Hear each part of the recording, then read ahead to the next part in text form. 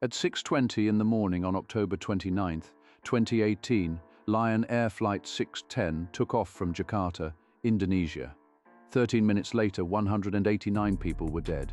The plane, a brand new Boeing 737 MAX 8, had plunged nose first into the Java Sea at nearly 500 miles per hour. 4 months and 12 days later, Ethiopian Airlines Flight 302 took off from Addis Ababa. 6 minutes into the flight, the same thing happened. Another 157 people gone. 346 deaths, 2 near-identical crashes, 1 aircraft type. Investigators found the cause almost immediately. A software system called MCAS, the Maneuvering Characteristics Augmentation System, had taken control of both aircraft and forced the nose down repeatedly until the pilots could no longer fight it. But the software wasn't the real story. The real story is how one of the most respected engineering companies in American history, a company that put men on the moon's orbit, that built the 747, that defined what commercial aviation looked like for 60 years, dismantled its own safety culture so completely that it could design a flawed system, hide it from regulators, and send it into service on a plane carrying paying passengers. This is the business forensics of Boeing. And the lesson isn't about software. It's about what happens when financial engineers replace real ones. To understand what Boeing lost, you have to understand what it once was. For most of the 20th century, Boeing was an engineers company. Decisions flowed from technical authority. The people who built the planes also had the power to stop production if something was wrong.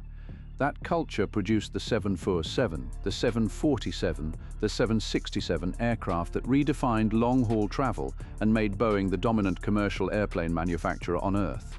At its peak in the 1990s, Boeing controlled roughly 60% of the global commercial aircraft market.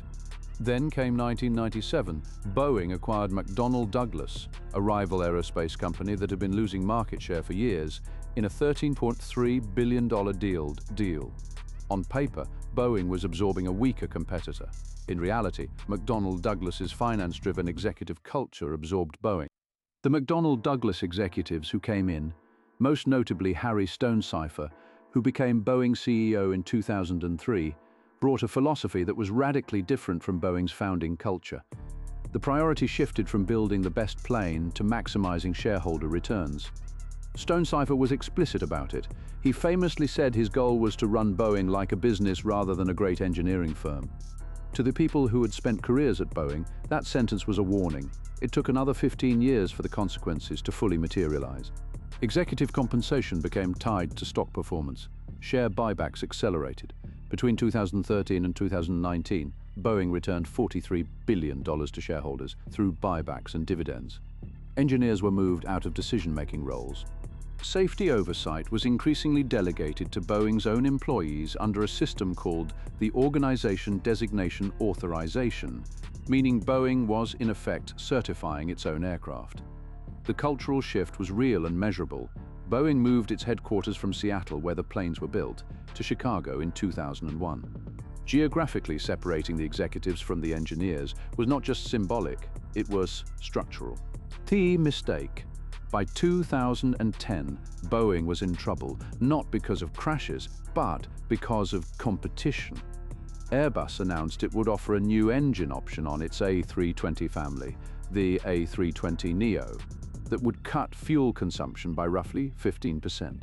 Airlines loved it. American Airlines, a longtime Boeing customer, placed an order for 460 Airbus aircraft. Boeing had 2 options: build an entirely new aircraft, which would take 10 years and cost an estimated $20 billion, or re-engine the existing 737, a plane whose fuselage design dated back to 1967, with more fuel-efficient engines, and get it to market faster and cheaper. They chose the faster, cheaper option. The 737 MAX was born. The problem was physics. The new LEAP engines were significantly larger than the old ones. To fit them under the 737's low-slung wings, Boeing had to mount them further forward and higher on the airframe. That changed the plane's aerodynamic behavior. Under certain conditions, the nose would pitch up in a way that felt unnatural and potentially dangerous. To compensate for this, Boeing's engineers designed MCAS. When sensors detected the nose pitching too high, MCAS would automatically push it back down. It was a software patch for a hardware problem. Here is where the finance-first culture became lethal.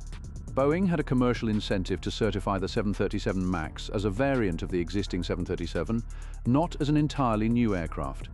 If it was a variant, airlines wouldn't need to pay for expensive new simulator training for their pilots. That was a key selling point. Southwest Airlines, one of Boeing's biggest customers, had hundreds of pilots trained on the 737. New type certification would cost airlines hundreds of millions in retraining, so Boeing minimized MCAS in its regulatory filings. The system was described in ways that understated how aggressively it could move the plane's control surfaces. When the FAA reviewed the 737 MAX, they were given incomplete information about how MCAS actually worked. Pilots weren't told MCAS existed, it wasn't in the flight manual. Boeing internal documents, later released during congressional investigations, showed employees expressing serious concerns. One engineer wrote in 2018, "This airplane is designed by clowns, who are in turn supervised by monkeys." Another wrote, "I don't know how to fix these things, it's systemic."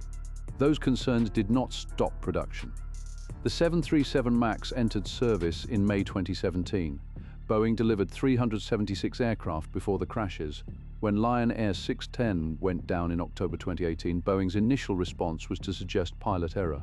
The company knew about problems with the angle of attack sensor, the single sensor MCAS relied on, but did not ground the fleet. 5 months later, 157 more people died on the Ethiopian Airlines flight. 3 days after the Ethiopian crash, regulators around the world grounded the 737 MAX. The FAA, under significant pressure after being among the last to act, grounded it on March 13, 2019. The plane was grounded for 20 months. Boeing set aside $20 billion to cover costs related to the 737 MAX crisis. Compensation to airlines, legal settlements, production halts, and storage fees for the hundreds of grounded aircraft. CEO Dennis Muhlenberg was fired in December 2019. His total compensation package over his 4-year tenure had been approximately $80 million. The reputational damage was harder to quantify. Boeing stock lost roughly 25% of its value in the months after the Ethiopian crash, erasing more than $30 billion in market capitalization. Orders were cancelled. Airlines that had championed the MAX publicly were now publicly questioning Boeing's honesty. But the legal reckoning came slowly. In January 2021, the Department of Justice entered into a $2.5 billion settlement with Boeing, including a $243.6 million criminal penalty, $1.77 billion in compensation to airline customers, and $500 million in a victim compensation fund. The deal included a deferred prosecution agreement, meaning Boeing avoided an immediate criminal conviction if it met certain conditions. The families of the 346 victims were furious. They argued the settlement allowed Boeing to escape real accountability. They were right. In June 2024, the DOJ determined Boeing had violated the terms of that agreement, and in July 2024, Boeing entered a guilty plea to a single federal felony charge of conspiracy to defraud the United States. It was one of the largest corporate criminal pleas in aviation history. The cultural consequences continue to surface. In January 2024, a door plug blew out of an Alaska Airlines 737 MAX 9 at 16,000 feet, leaving a gaping hole in the fuselage. Miraculously, no one was seated in that row. The incident revealed that quality control problems at Boeing had not been fixed. 4 bolts that should have secured the door plug were missing. New whistleblowers came forward. 2 Boeing quality control employees who had raised safety alarms died in the months following, one by suicide, one from a rapid illness, fueling public concern, though no causal link was established. Boeing's current crisis is not just the 737 MAX. The company has lost ground to Airbus across most market segments. Its defense contracts, including the Air Force One replacement, are billions of dollars over budget. In 2023, Boeing reported a net loss of $2.2 billion. The company that once defined American industrial excellence now struggles to fill orders on time, retain experienced engineers, and rebuild trust with regulators who are watching its every move. The lesson. So what can we actually take from this? Boeing's collapse follows a pattern that shows up across industries, and it has a name: the expertise to finance power shift. Here is how it works. An organization builds genuine capability over decades. That capability creates competitive advantage, which creates profit. Because it creates profit, financial managers are brought in to optimize it. The financial managers who did not build the capability do not fully understand why certain costs are non-negotiable. Safety margins, redundancy, over-engineering long design cycles. These look like inefficiency from a spreadsheet, so they are cut. For years, sometimes decades, nothing goes wrong. This validates the cuts. The financial managers gain more power. The engineers who raise concerns are sidelined or leave. Institutional knowledge erodes. And then, when something does go wrong, the organization lacks the depth to catch it before it becomes catastrophic. What makes Boeing's case particularly instructive is the speed at which this shift happened. Within 10 years of the McDonnell Douglas merger, Boeing's engineering culture had been fundamentally altered. The people who knew why certain decisions were dangerous were either gone or ignored. The transferable mental model is this. In high-stakes systems, aviation, healthcare, nuclear, financial infrastructure, safety margins are not optional costs, they are the product. The moment you start treating them as line items to be optimized, you have begun the process of destroying the thing that made the organization valuable in the first place. Watch for these early signals in any organization. When headquarters moves away from the people doing the core work, when executive compensation is decoupled from operational outcomes, when safety or quality roles are downgraded or consolidated, and when the people raising concerns are managed out rather than elevated. Boeing showed every one of those signals years before a single person died. 346 people paid for a corporate decision made in a boardroom. The guilty plea came 6 years later. The full accounting, cultural, regulatory, financial is still ongoing. A Netflix documentary sequel examining the Boeing crisis is scheduled for release in August 2026. The story is not finished. Every failure leaves evidence. We examine it. If this breakdown was useful, subscribe. A new case drops every week.